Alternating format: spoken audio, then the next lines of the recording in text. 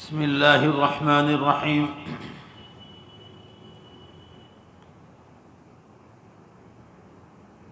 وعن ابی جری جابر بن سلیم رضی اللہ عنہ قال رأيت رجلا يصدر الناس عن رأيه لا يقول شيئا إلا صدروا عنه قلت من هذا؟ قالوا رسول الله صلى الله عليه وسلم قلت عليك السلام يا رسول الله صلى الله عليه وسلم مرتين قال لا تقل عليك السلام فإن عليك السلام تحية الموتى قل السلام عليك قال قلت أنت رسول الله قال أنا رسول الله الذي إذا أصابك ضر ودعوته كشفه عنك وإن أصابك عام سنة فدعوته أنبتها لك وإذا كنت بأرض قفراء أو فلات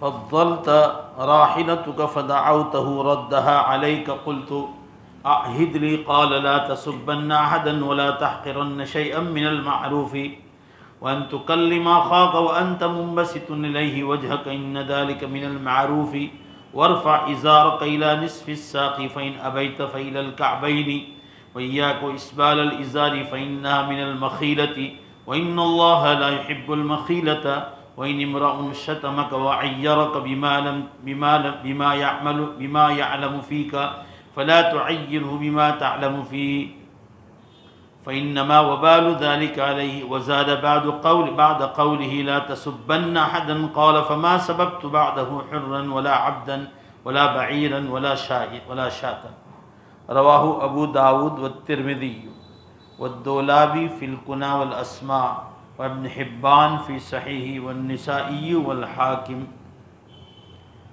دھیان سے سنیے، تخنوں کے نیچے پینٹ پائجامہ لنگی وغیرہ نیچے کرنے کا حکم چل رہا تھا، اس میں 2-3 حدیثیں باقی ہے۔ حضرت ابو جری جابر بن سلیم رضی اللہ عنہ فرماتے ہیں کہ میں نے ایک آدمی کو دیکھا کہ لوگ اس کی رائے کے سامنے سر جھکا لیتے تھے، یعنی وہ جو کہتا تھا لوگ اس کی بات مان لیتے تھے، وہ جو بھی کہتا لوگ مان لیتے تھے، ایسا آدمی تھا۔ میں نے پوچھا یہ آدمی کون ہے؟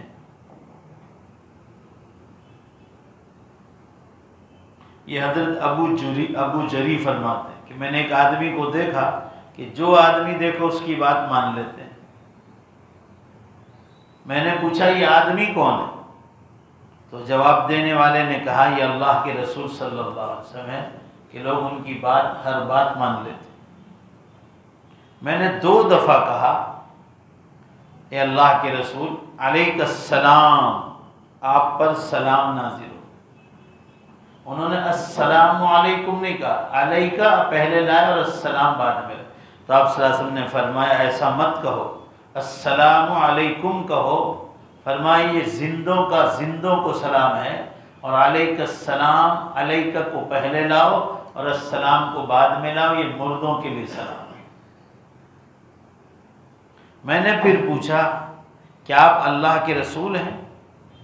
آپ صلی اللہ علیہ وسلم نے فرمایا میں اس اللہ کا رسول ہوں۔ دھیان سے سنیے، میں اس اللہ کا رسول ہوں کہ اگر کوئی تجھے تکلیف پہنچے اور تو اس اللہ کو پکارے وہ تو تیری تکلیف دور کر دے۔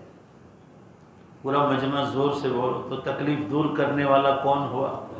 اللہ۔ اور اگر تو قحط سالی میں مبتلا ہو جائے، بارش بالکل نہ ہو، اور اس سے دعا مانگے تو وہ زمین پر سبزہ اگا دے، وہ صرف اللہ کی ذات ہے۔ اور اگر تو کسی بے آب و گیا جہاں بالکل گھاس چارہ نہ ہو اور جنگل میں ہو اور تیری سواری گم ہو جائے اور تو اسے پکارے تو وہ اللہ تجھے سواری واپس کر۔ یہ اللہ تعالیٰ کی پہچان کرا ہے۔ میں نے کہا مجھے کوئی وصیت ہی فرما دو۔ جو آدمی حضور کو پوچھ رہے ہیں نا کہ آپ کون ہیں، آپ نے فرمایا میں اللہ کا رسول۔ تو آپ صلی اللہ علیہ وسلم نے فرمایا کسی کو گالی مت دو۔ دیکھا کیا وصیت فرمائی، کسی کو گالی مت دو۔ ایک، کسی نیکی کو حقیر اور چھوٹی نہ سمجھو، چاہے اپنے مسلمان بھائی کے ساتھ خوشی کے ساتھ مسکراہٹ کے ساتھ ملنا بھی ہو اس نیکی کو بھی چھوٹا نہ سمجھو، ہو سکتا ہے اللہ اسی پر مغفرت کرے۔ اس لیے جب ملاقات کرے تو آدمی ہنستے ہوئے چہرے ملاقات کرنی چاہیے۔ اور تیسری نصیحت فرمائی کہ اپنے پائجامے اور لنگی کو پنڈلی کے آدھے تک رکھو۔ یہ دیکھو میں نے آپ کو آگے بھی بتایا، یہ یہاں تک، یہ پہلا حصہ سنت ہے، اور دوسرا حصہ فرمایا ٹخنوں کے اوپر رکھو، یہ مردوں کے لیے۔ اور فرمایا کہ ٹخنوں کے نیچے لنگی اور چادر کو مت لٹکا، اس سے بچو، کیونکہ ایسا کرنا تکبر کی نشانی، متکبر لوگوں کا کام، اور اللہ تعالیٰ تکبر والے کو پسند نہیں کرتا۔ اگر کوئی آدمی تیرے کسی برے کام جسے وہ جانتا ہے کی وجہ سے تجھے عار اور شرم دلائے تو تجھے اس کے عیب جسے تو جانتا ہے کہ بنا پر طعنہ مت دے۔ یعنی کسی کو آپ کوئی عیب جانتے ہیں تو اس عیب کی وجہ سے کسی کو طعنہ نہ دو، یہ بھی نصیحت فرمائے، کیونکہ اس چیز کا وبال اس پر ہوگا، مگر تو کسی کو طعنہ دے گا برائی سے تو گنہگار ہوگا۔ اور ایک حدیث میں ان الفاظ کی زیادتی بھی ہے کہ آپ صلی اللہ علیہ وسلم نے یوں فرمایا، کسی کو گالی مت دو۔ تو ابو جری نے کہا میں نے اس وصیت کے بعد کسی آزاد یا کوئی غلام یا کسی بکری یا کسی اونٹ تک کو بھی، میں نے جانوروں کو بھی برا بھلا نہیں کہا کہ میرے اللہ کے نبی صلی اللہ علیہ وسلم نے مجھے برا بھلا کہنے سے اور لوگوں کو گالیاں دینے سے منع فرمایا۔ اس حدیث پاک میں خاص طور سے تو اللہ تعالیٰ کی پہچان کرائی ہے کہ اللہ وہ ہے کہ آپ بارش مانگو، بارش نہ ہو تو بارش دے دے، کوئی تکلیف میں ہو تو اس کو پکارو، تمہاری تکلیف دور کر دے، کوئی جنگل میں ہو سواری گم ہو جائے اور تم اللہ سے مانگو تو اللہ تمہاری سواری واپس کر دے۔ پھر اس صحابی نے پوچھا ابو جری نے مجھے کوئی نصیحت فرماؤ، تو آپ صلی اللہ علیہ وسلم نے فرمایا کسی کو گالی مت دو، کسی کو کوئی نیکی کو چھوٹا نہ سمجھو، اور اپنے چاہے مسلمان بھائی کے ساتھ ملاقات کے وقت ہنسمکھ چہرے سے اور مسکراہٹ سے ملنا ہو، اس کو بھی حقیر نہ سمجھو، ہو سکتا ہے اللہ اسی پر مغفرت کر دے۔ اور تیسری چیز فرمائی کہ مرد آدمیوں کو ٹخنوں سے اوپر پائجامہ پینٹ لنگی چڑھانے کا حکم ہے، نیچے کرنا گھمنڈ اور تکبر والوں کی علامت ہے، اس سے روکا گیا ہے۔ حضرت ابو جری فرماتے ہیں آپ صلی اللہ علیہ وسلم نے جب سے نصیحت فرمائی اس کے بعد کسی انسان کو تو کیا بکری اونٹ کو بھی میں نے برا بھلا نہیں کہا۔ اللہ ہم سب کو بھی ان نیکیوں پر عمل کی توفیق عطا فرمائے۔ آگے ارشاد فرمایا، ام سلمہ کی روایتان ام سلمہ رضی اللہ تعالی عنہ ان رسول اللہ صلی اللہ علیہ وسلم لما قال فی جر الدین ما قال قالت قلت یا رسول اللہ صلی اللہ علیہ وسلم فکیف بنا قال جریہ شبرا فقالت ام سلمة اذا تنکشف القدمان قال فجریہ ذراعا۔ اس روایت کو ابو یعلا نے اپنی مسند میں اور امام احمد نے مسند احمد بن حنبل میں ذکر کیا ہے۔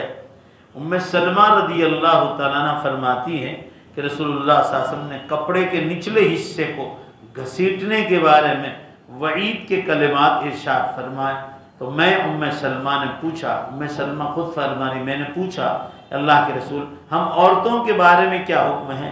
آپ صلی اللہ علیہ وسلم نے فرمایا ایک بالشت یعنی ایک وینٹ نیچے رکھو۔ ام سلمہ نے کہا اس طرح تو پاؤں ننگے ہو سکتے ہیں۔ آپ صلی اللہ علیہ وسلم نے فرمایا تو پھر ایک ہاتھ گھسیٹ لو۔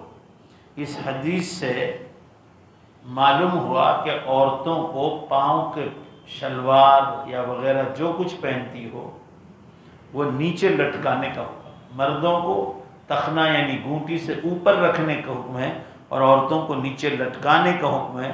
اس حدیث سے معلوم ہوا کہ عورت کا پاؤں بھی پردہ ہے، اسی سے لیے عورتوں کو اوپر رکھنے کو گناہ بتلایا گیا۔ اور یہ حکم رسول اللہ صلی اللہ علیہ وسلم کے مبارک زمانے سے اتنا مشہور تھا کہ جب آپ صلی اللہ علیہ وسلم نے ام سلمہ رضی اللہ عنہا کو یہ حکم دیا کہ ایک بالش کپڑا زمین پر نیچے رکھو، ام سلمہ نے کہا کہ اللہ کے رسول اس طرح تو پاؤں ننگے ہو سکتے ہیں۔ اس بیان سے پتہ چلا کہ ان کو علم تھا کہ پاؤں بھی پردہ ہے اور ان کو ننگا کرنا جائز نہیں۔ آج کل دیکھو ہماری لڑکیوں میں، بہنوں میں فیشن آئی، مردوں کی طرح شلواریں اونچی رکھنا، پینٹ پہنتی ہے یہاں تک اونچے یہاں، حالانکہ اس کو چھپانے کا ہو۔ یہ سب قرب قیامت کی علامت ہے کہ عورتیں مردوں کے نشانے پر چلیں گی اور مرد عورتوں کے نشانے پر چلیں گی۔ کتنی بار نمازوں میں دیکھتا ہوں پائجامے پینٹ نیچے لٹکتے ہوئے۔ آج ایک صاحب کو مغرب میں نے کہا پر علاج کے لیے، آپ کرتا پائجامہ پہنتے ہیں، آپ کا پائجامہ اتنا نیچے ہے کہ آپ کی گھونٹی اور تخنہ پورا دھک گیا، اس کو اوپر کیجیے آپ۔ تو انہوں نے پھر اوپر کی، پینٹ ہو لنگی ہو کچھ بھی ہو۔ آگے حدیث آ چکی ہے کہ یہ گوشت کا ٹکڑا نیچے کا پاؤں کپڑے سمیت جہنم کی آگ میں جائے گا، جو جان بوجھ کر مرد ہو کر کپڑوں کو نیچے لٹکا تخنوں سے نیچے، بہت بڑا گناہ ہے۔ اور آپ صلی اللہ علیہ وسلم نے تکبر والوں کی سے علامت بتلایا۔ اللہ تعالیٰ ہماری سب کی اس سے حفاظت فرمائے۔ اور عورتوں کو نیچے لٹکانے کا حکم ہے۔ قرآن مجید میں بھی اس حقیقت کی طرف اشارہ اللہ نے فرمایا ہے، وَلَا يَضْرِبْنَ بِأَرْجُلِهِنَّ لِيُعْلَمَ مَا يُخْفِينَ مِنْ زِينَتِهِنَّ، اور اس طرح زور زور سے پاؤں مار کر عورتیں نہ چلیں کہ ان کی پوشیدہ زینت اور خوبصورتی جو ہے لوگوں کو، مردوں کو معلوم ہو جائے۔ آگے کی روایت آ رہی ہے، ام سلمۃ رضی اللہ تعالیٰ عنہ نبی صلی اللہ علیہ وسلم، ذیل المرأة شبر، قلت اذا تخرج قدماها قال فذراع لا یزدن علیہ۔ ام سلمہ کی روایت ہے، فرماتی ہے رضی اللہ تعالیٰ عنہ، نبی اکرم صلی اللہ علیہ وسلم نے فرمایا پاؤں کو ڈھانپنے کے بعد عورت کے کپڑے کا آخری حصہ مزید ایک بالش اور لمبا ہونے، یعنی عورت کا جتنا نیچے ہوگا اتنا اللہ کو پسند۔ میں نے کہا اس طرح تو ان کے پاؤں بے پردہ ہو سکتے ہیں؟ آپ صلی اللہ علیہ وسلم نے فرمایا تو پھر ایک ہاتھ سے ہی، اس سے زیادہ نہیں لٹکا سکتی، بس اتنا لٹکانا ہے جس سے عورت کے پاؤں ننگے نظر نہ آئے۔ علماء فرماتے ہیں کہ لوگوں نے عجیب طرز زندگی اختیار کر رکھا ہے، مرد کا لباس اتنا مکمل ہے کہ اس کا پاؤں شلوار پینٹ میں چھپا ہوا ہوتا ہے، یعنی جس کو کھولنے کا حکم ہے وہ چھپا رہا ہے، مرد نیچے تک لٹکا رہا ہے۔ اور عورتوں کے لباس کی یہ کیفیت ہے کہ ان کی پنڈلیاں بھی نیچے سے اوپر سے نظر آ رہی ہے۔ آج کل جو فیشنیبل پینٹ وغیرہ لڑکیاں بہنیں پہن رہی ہیں اس کی بات کر رہے ہیں، بلکہ اسلامی ممالک یعنی اسلامی دیش جتنے بھی ہیں ان کے بعض شہروں اور اداروں میں عورتیں آدھی ننگی نظر آتی ہیں۔ یہ سعودیہ میں دیکھو بے پردگیاں، ننگے ناچنے والیوں کو بلا رہے ہیں۔ یہاں کی کتنی فلمی ہیروئنیں جا کر آئی جدہ میں، ریاض میں، بالخصوص جہاں لڑکے اور لڑکیوں کی ایک ساتھ تعلیم دی جائے۔ لباس کی یہ صورت ان اسلامی ممالک میں ہے جہاں ابھی تک کچھ شرم و حیا باقی ہے، ورنہ یورپ اور یورپ نواز طبقے اور ان کے ماحول کا ہر ایک کو اندازہ ہے کہ مسلمان ماحول ہونے کے باوجود بھی لوگ بے شرم و بے حیا ہیں۔ آگے حضرت عمرو بن فلان انصاری رضی اللہ تعالیٰ عنہ سے روایت ہے، وہ کہتے ہیں کہ وہ اس حال میں چل رہا تھا کہ اس نے اپنا ازار تخنوں سے نیچے لٹکا رہا، حضرت عمرو نام۔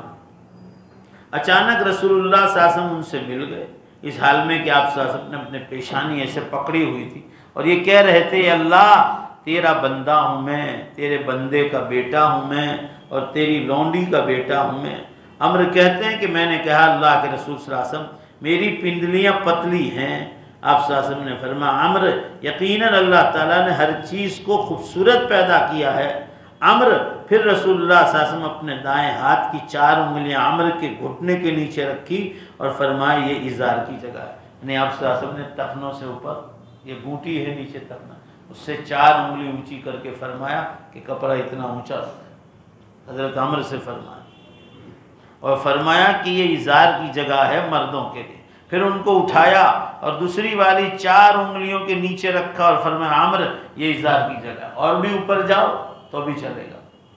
یہ ہے مطلب، مگر ان لوگوں کو ڈرنا چاہیے جو نمازوں میں بھی اور باہر بھی آپ تخنوں کے نیچے پینٹ پائجامہ لنگی وغیرہ نہیں رکھ سکتے۔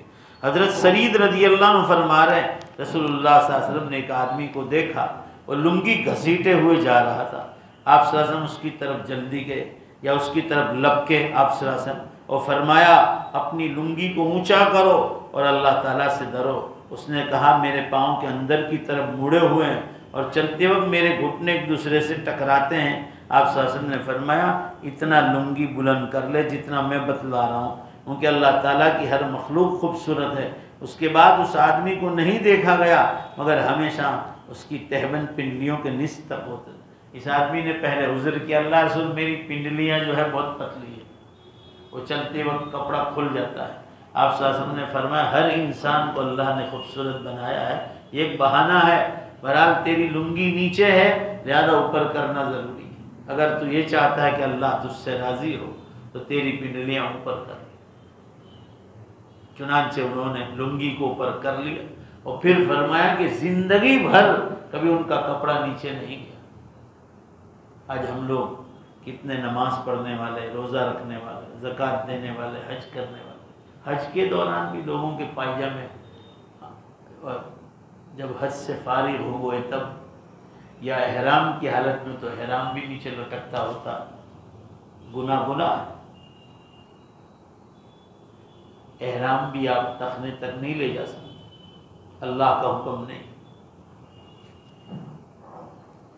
آگے کی حدیث آ رہی ہے اپنے بالوں کو سنوارنا، جو بال رکھ رہے ہیں اس کے بارے میں۔ عائشہ رضی اللہ تعالیٰ کی روایت، عائشہ رضی اللہ تعالیٰ ان النبی صلی اللہ علیہ وسلم اکرم الشعر، آپ صلی اللہ علیہ وسلم نے فرمایا اپنے بالوں کی عزت کرو۔ یہ حدیث ہے، دیکھ لو آپ، بالوں کی عزت کیسے ہوگی؟ فرمایا بال رکھے ہیں تو اس میں کھوپرے لگاؤ، تیل لگاؤ، جو بالوں کا تیل، فرمایا یہ بالوں کا اکرام۔ عن ابی ہریرہ رضی اللہ عنہ ان رسول اللہ صلی اللہ علیہ وسلم قال من کان له شعر فلیکرمہ، رواہ ابو داود والطحاوی والبیہقی فی شعب الایمان۔ فرماتے ہیں ابو ہریرہ رضی اللہ عنہ، نبی اکرم صلی اللہ علیہ وسلم نے فرمایا جنہوں نے بال رکھے ہیں چاہیے کہ وہ ان کی عزت کرے، مرد ہو یا عورت، مطلب ان بالوں میں تیل لگائے، کنگھی کرے، یہ حکم ہے۔ حضرت سعید بن عبد الرحمن کی روایت آ رہی ہے الجحشی رضی اللہ عنہ ان النبی صلی اللہ علیہ وسلم قال لابی قتادہ رضی اللہ عنہ ان اتخذت شعرا فاکرمہ، رواہ عبد الرزاق فی المصنف والبیہقی فی شعب الایمان۔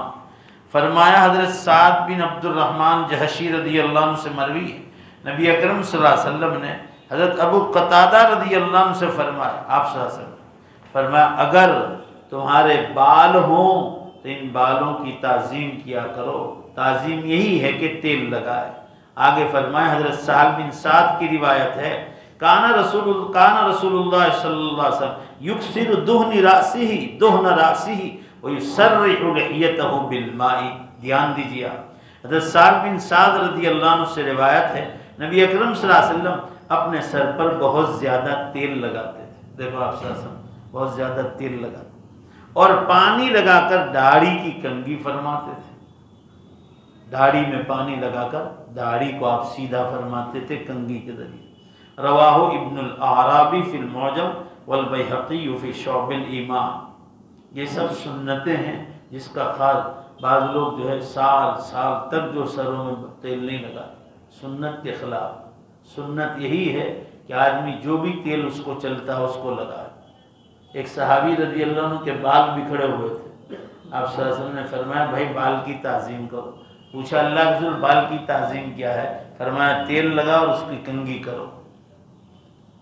عبداللہ ابن شقیق کے روایت ہے، فرماتے ہیں کان رجل من اصحاب النبی صلی اللہ علیہ وسلم عاملا بمصر فتاہ رجل من اصحابہ فاذا هو شعث الراس مشعان قال ما لي اراك مشعانا وانت امير قال كان ينهانا عن الارفاء قلنا وما الارفاء قال الترجل كل يوم۔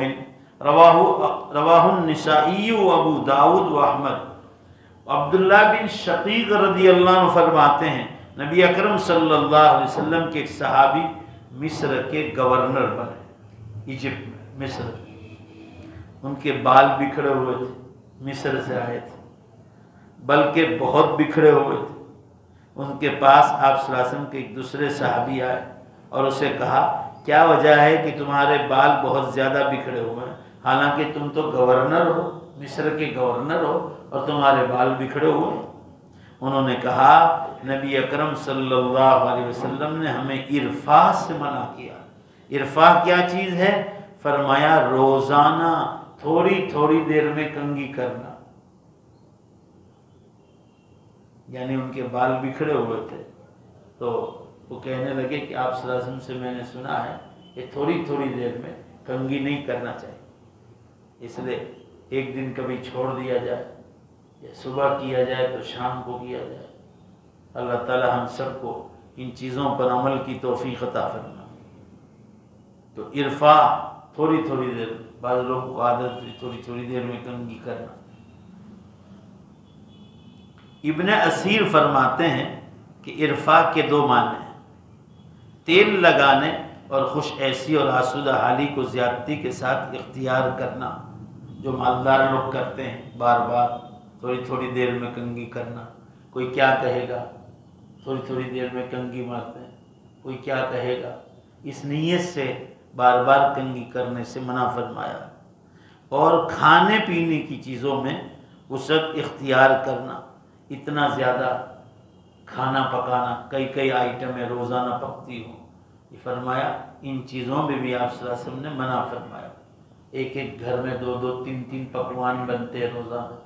حضرت عمر رضی اللہ عنہ قسم کھا کر فرماتے تھے کہ آپ صلی اللہ علیہ وسلم کے حالات جب اچھے ہو گئے، شروع میں تو آپ کو بہت تکلیفیں تھیں، مگر جب آپ کے حالات اچھے ہو گئے اور پورے سال کا کھانا اپنی عورتوں کو بھر دیتے تھے، اس زمانے میں بھی جب حالات اچھے ہو گئے تھے، حضرت عمر رضی اللہ عنہ قسم کھا کر فرماتے ہیں کہ آپ صلی اللہ علیہ وسلم کے دسترخوان پر دو ترکاریاں جمع ہوتے ہم نے کبھی نہیں دیکھی، قسم کھا کر فرماتے۔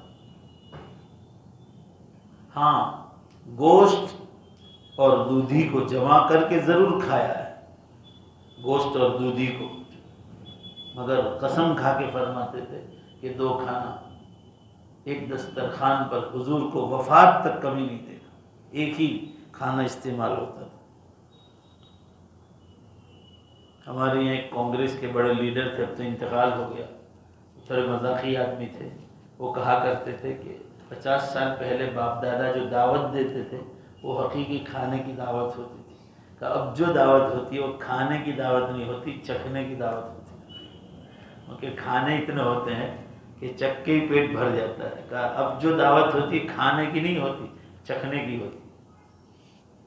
یہ تفسیر عبداللہ ابن بریدہ سے نسائی کی روایت میں منقول ہے۔ جب ان سے ارفاع کے بارے میں پوچھا گیا تو فرمایا گیا کہ سادگی اختیار کرو، سادگی کے معنی، تو انہوں نے کہا ارفاع کے ایک معنی یہ ہے کہ تھوڑی تھوڑی دیر میں کنگھی نہ کیا کرو۔ حضرت عبداللہ ابن مغفل سے روایت ہے رضی اللہ عنہ کہ نبی اکرم صلی اللہ علیہ وسلم نے بار بار کنگھی کرنے سے منع فرمایا، کبھی کبھار کر لو۔ یہ علماء فرماتے ہیں کہ ترجل کے معنی ہے بار بار کنگھی کرنا، اس کو صاف کرنا، اس کو خوبصورت بنانا، اور صرف نیت یہ ہو کہ لوگ مجھے دیکھیں، بس یہی نیت۔ تو شریعت نے بیچ کا راستہ بتایا کہ تیل بھی لگانا ہے، کنگھی بھی کرنا ہے، مگر اس طرح نہیں کہ تھوڑی تھوڑی دیر میں آدمی کنگھی کرتا ہے، تھوڑی تھوڑی دیر میں۔ اور اس طرح بھی نہیں رہنا ہے کہ آپ ہفتے تک غسل نہ کرو، ہفتے تک تیل نہ لگاؤ، ہفتے تک کنگھی نہ کرو، یہ بھی نہیں، درمیانی درجے میں رہنے کا حکم دیا ہے۔ اللہ ہم سب کو شریعت سمجھنے کی توفیق عطا فرمائے۔ آگے فرمایا ایک دن صحابہ نے رسول اللہ صلی اللہ علیہ وسلم کے سامنے دنیا کا ذکر کیا تو آپ صلی اللہ علیہ وسلم نے فرمایا الا تسمعون الا تسمعون ان البداۃ من الایمان، دو بار ارشاد فرمایا اے لوگو تم سنتے نہیں ہو۔ آپ نے فرمایا صحابہ سے اے لوگو تم سنتے نہیں ہو، فرمایا سادگی ایمان کا حصہ ہے۔ زور سے بولو بھائی، سادگی ایمان کا حصہ ہے۔ آگے ذرا دھیان سے سنو کیا فرمایا۔ سیدنا معاذ بن انس رضی اللہ عنہ جوہنی خاندان سے تعلق رکھتے ہیں، فرماتے ہیں آپ صلی اللہ علیہ وسلم نے فرمایا من ترک اللباس تواضعا للہ وهو يقدر علیہ دعاہ اللہ یوم القیامت علی رؤوس الخلائق حتی یخیر من ای حلل الایمان شاء یلبسها. کیا حدیث ہے ماشاءاللہ، ایمان تازہ ہو جائے. جس شخص نے محض اللہ کی رضامندی کے لیے تواضع کے طور پر اعلیٰ اور اونچے قسم کا لباس پہننا چھوڑ دیا، اس حالت میں کہ وہ اچھے سے اچھا لباس پہن سکتا تھا، تو اللہ تعالیٰ قیامت کے دن ساری مخلوقات کے سامنے اس کو بلائیں گے اور اسے کہیں گے کہ ایمان کے جوڑوں میں سے جو جوڑا پسند ہو تو پہن کے آ. یہ جنت کا جوڑا. ایمان کے جوڑے سے مراد ہے جنت کا جوڑا. دنیا کے جوڑے سب فنا ہونے والے. ریشم کا کپڑا سب سے اونچا اور سب سے مہنگا ہوتا ہے، وہ بھی فنا ہو کے ختم ہو جاتا ہے. ریشم کا کپڑا عورتیں تو پہن سکتی ہے، مردوں کو اجازت نہیں، وہ بھی فانی دنیا کا ہے. جنت کے کپڑے کبھی میلے نہیں ہوں گے، کبھی پرانے نہیں ہوں گے، کبھی پھٹیں گے نہیں. یہ جنت کی شان ہوگی. جنت کی کوئی چیز ٹوٹے گی نہیں، پھوٹے گی نہیں، پرانی نہیں ہوگی. جنت تو جنت ہے. اللہ تعالی ہم سب کو مالا مال فرمائے. آمین. کہ اللہ پوری امت کو نصیب فرمائے. جنت کوئی آسان چیز نہیں. جس کو مل جائے گی نا وہ بڑا کامیاب انسان ہوگا. وہ کبھی موت نہیں دیکھے گا، وہ کبھی بڑھاپا نہیں دیکھے گا، وہ کبھی پیشاب اور ٹوائلٹ نہیں دیکھے گا، گندا پسینہ نہیں دیکھے گا، بدبو نہیں دیکھے گا، وہ کبھی ٹینشن اور بیماریاں اور ایکسیڈنٹس نہیں دیکھے گا. کوئی چیز نہیں. دنیا میں آپ کتنے بھی بڑے مالدار. ابھی کل مجھے کسی نے واٹس ایپ پہ بھیجا، اخبار کا کٹنگ بھیجا. تو امبانی ہے نا، امبانی بردرز، ان کے بارے میں لکھا تھا کہ جو دونوں بھائیوں میں سب سے بڑا مالدار ہے. تو اس کے اخبار میں تھا، پیپر میں، بمبئی کے پیپر میں، کہ 70,000 کروڑ کا تو مکان ہے. ذرا زور سے بولو بھائی، کتنے ہزار کروڑ کا؟ 70,000 کروڑ کا مکان. اور کہا کہ دسترخوان پر جو کھانا آیا تو لکھا تھا کہ سادہ دودھی تھی، ترکاری تھی، نمک بھی بے حد کم، اور اس کے بعد چائے آئی وہ بغیر شکر کی. بیماریاں اتنی لگی ہوئی ہے کہ فرمایا کہ کھانے کے ٹیسٹ کے بغیر جو ہم عام غریب انسان آرام سے ٹیسٹ کا کھانا کھاتا ہے، بے حساب پیسے والا، کل یا پرسوں کے اخبار بھیجا ہے، وہ چیزیں نہیں کھا سکتا. ایسا ضروری نہیں ہے کہ جو پیسے والے ہو وہی سکھی. آپ کے پاس ایمان اور اعمال ہیں، چاہے آپ چٹنی روٹی کھاتے ہیں، مگر اگر ایمان اور اعمال مضبوط ہے، اللہ کی قسم آپ کے دل میں جو سکون ہوگا وقت کے بادشاہ کو بھی نصیب نہیں ہوگا. بولو نے بھائی زور سے، ہے کہ نہیں؟ صبر و شکر کے ساتھ زندگی گزارنا یہ سب سے بڑی نعمت. اللہ تعالیٰ ہر ایک کو نصیب نہیں کرتا. حضرت، میں نے آپ کو شاید کئی بار سنایا، حضرت شیخ الہند مولانا محمود الحسن صاحب دیوبندی رحمۃ اللہ علیہ دیوبند میں تھے. ایک بڑے میاں تھے، گھاس کاٹتے تھے اور سال میں ان کی ایک بار دعوت کرتے تھے. شیخ الہند رحمۃ اللہ علیہ، جو استاد الکل تھے، حضرت مولانا الیاس صاحب رحمۃ اللہ علیہ، حضرت مولانا رشید احمد صاحب گنگوہی رحمۃ اللہ، حضرت مولانا اشرف علی صاحب تھانوی، شیخ الاسلام مولانا حسین احمد مدنی رحمہ اللہ، ان سب کے استاد تھے. بہت چھوٹا سا قد تھا، قد بہت چھوٹا تھا، پورے برٹش امپائر کو ہلا دیا تھا. مالٹا کی جیل کاٹی ہے ہندوستان کو آزاد کرانا، شیخ الاسلام مولانا مدنی رحمۃ اللہ علیہ کے ساتھ. وہ شیخ الہند کا واقعہ ذکر کر رہا ہوں. دیوبند میں ایک بڈھے آدمی تھے، گھاس کاٹتے تھے، حلال روزی کما کر حضرت شیخ الہند کو ایک بار دعوت دیتے تھے. وہ بھینس پاڑے کا گوشت ہوتا تھا اور یو پی کی بڑی تنور کی روٹی، بس یہی دعوت ہوتی تھی. آج سے 80-100 سال پہلے کی بات. ایک بار حضرت نے مجمع میں پوچھا، دارالعلوم دیوبند کے شیخ الحدیث ہے، کہ بھائی وہ بڑے بھی اس سال نظر نہیں آتے. اس نے فرمایا کہ حضرت پچھلے ہفتے ان کا تو انتقال ہو گیا. انہوں نے کہا انا للہ و انا الیہ راجعون. کا میں سفر میں رہتا ہوں. اس زمانے میں کانگریس اور لیگ وغیرہ کا اختلاف چلتا تھا، تو حضرت سفر میں رہتے تھے، ملک کو آزاد کرانے میں لگے تھے. کہا بھائی ایک دن مجھے ان کی قبر پہ لے جاؤ. تو کسی شاگرد نے کہا حضرت آپ اتنے بڑے آدمی ہو کر وہ گھاس کے کٹیہارے کو یاد کرتے ہو؟ میں ایمان اور اعمال پر بات کر رہا ہوں، حلال روزی پر بات کر رہا ہوں، چاہے چٹنی روٹی۔ شیخ جلال میں آ گئے، شیخ الہند رحمۃ اللہ علیہ، اور فرمایا اللہ کی قسم، کیا اس آدمی کو آپ حقیر سمجھتے ہو؟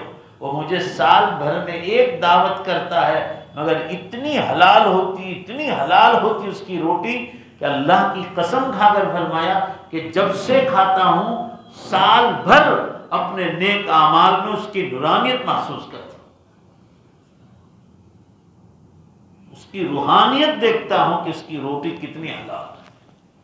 یہ اندر کی مایا ہے مسلمان، یہ نیک اعمال سے گناہوں سے نہیں ملتی۔ اس لیے آپ صلی اللہ علیہ وسلم نے فرمایا جس کے پاس پیسہ ہو پھر بھی سادہ کپڑے پہنے تو اللہ تعالیٰ قیامت کے دن اس کو ایمان کا کپڑا، جنت کا کپڑا پہنا ہے اور وہ دوسروں کو پہناتا ہے۔ میں بھی بیچ میں نوساری جا رہا تھا، وہاں گریل پر ہوٹل ہے، وہاں گاڑی روکی، ایک دوست ملنے آنے والے تھے، کہا مولانا دیکھو وہ جا رہے ہیں حاجی صاحب، بہت ناٹے سے تھے گریل کے پاس۔ میں کہا کیا بات؟ آپ اس بارے میں کیا اندازہ لگیں؟ کیا ہے؟ فقیر جیسا آدمی لگتا ہے، سیدھے سادے کپڑے پہنے۔ کہا مولانا پورے نوساری میں سب سے مالدار آدمی ہے، اتنی سادگی سے رہتا اور ایک ایک سنت کے پابند۔ یہ چیز ہے، اس کو اللہ تعالیٰ ایمان کا کپڑا یعنی جنت کا لباس پہنا ہے۔ کپڑے سادہ ہوں مگر صاف ستھرے ہونا چاہیے، گندے اور میلے نہیں ہونا چاہیے۔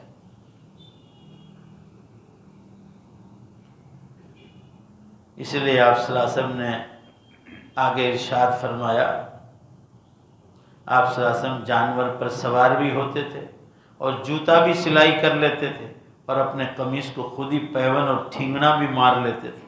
آپ صلی اللہ علیہ وسلم نے فرمایا جس نے جو میری سنت سے دور ہوا وہ مجھ سے نہیں ہے، وہ آدمی مجھ سے نہیں۔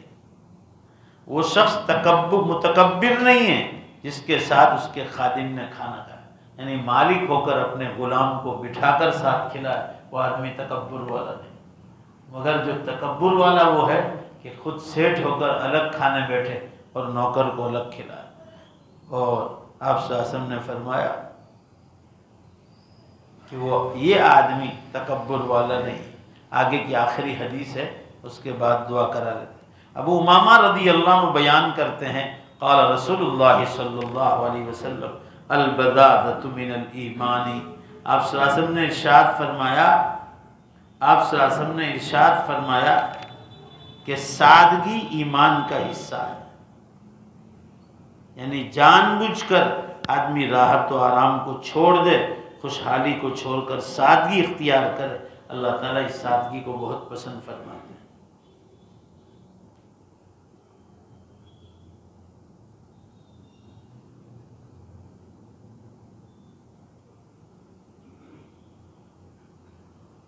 اللہ تعالیٰ شانہ ہم تمام کو سنی ہوئی باتوں پر عمل کی توفیق عطا فرمائے۔ درود شریف پر لے، دعا کر لیں۔ ہمارے یہاں ایک بھائی آتے ہیں، ہر مجلس میں ہوتے ہیں، ان کو جب ایک سپرنگ ڈالی گئی ہے، ایک نبض بلاک تھی، ابھی ملنے بھی آئے تھے مگر طبیعت کچھ ڈھیلی تھی، واپس چلے گئے تھی۔ سید عتیق صاحب ہر ہفتے یہاں ہوتے ہیں خدمت میں، وہ بیمار چل رہے ہیں، ان کے لیے بھی دعا فرمائی جائے۔ اور